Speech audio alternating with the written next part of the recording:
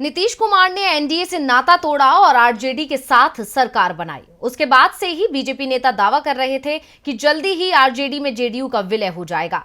इसे लेकर आरजेडी और जेडीयू की ओर से जब कोई सीधी प्रतिक्रिया नहीं आई तो इसे लेकर चर्चाएं तेज हो गईं। और अब नीतीश कुमार ने दोनों पार्टियों के विलय को लेकर अपना रुख साफ कर दिया है। क्या कहा है नीतीश कुमार ने, देखिए रिपोर्ट। नीतीश कुमार ने जब 2015 का विधानसभा चुनाव आरजेडी के साथ लड़ा तो ये चर्चाएं भी चली कि जेडीयू और आरजेडी का आपस में विलय हो सकता है।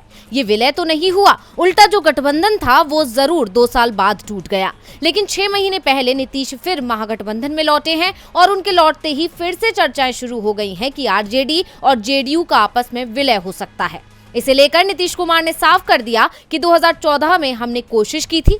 उन्होंने कहा कि 2014 के लोकसभा चुनाव के बाद हमने सिर्फ आरजेडी जेडीयू के विलय का ही प्रयास नहीं किया था, बल्कि उत्तर प्रदेश के समाजवादी पार्टी और कर्नाटक के जनता दल सेक्युलर के साथ भी विलय की कोशिश की थी। लेकिन कुछ राजनीतिक कारणों के चलते उस समय ये सफल नहीं हो पाया। उस समय हम इसे लेकर गंभीर थे, लेकिन अब ये संभव नहीं है। नीतीश ने कहा कि अब जेडीयू और आरजेडी का कोई विलय नहीं होगा। इस तरह का कोई विचार या प्रस्ताव नहीं है। जेडीयू खुद बड़ी पार्टी है और इसकी अलग पहचान है। नीतीश ने आश्चर्य जताते हुए कहा कि जब कोई प्रस्ताव है ही नहीं, फिर भी इस तरह की बातें कहां से आ रही हैं।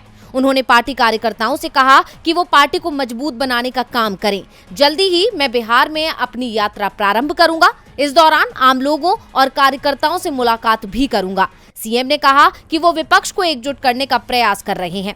अगर विपक्ष एकजुट हुआ तो देश बीजेपी मुक्त हो जाएगा। दरअसल जेडीयू के आरजेडी में विलय की खबरों ने जेडीयू नेताओं को भी बेचैन कर दिया था। पार्टी नेता उपेंद्र कुशवाहा ने कहा था कि अगर राज्यों में अगले विधानसभा चुनाव से पहले आरजेडी या किसी दूसरी पार्टी के साथ जेडीयू का विलय होता है तो ये जेडीयू को जबरदस्त नुकसान पहुंचाएगा। डीवी लाइव की रिपोर्ट।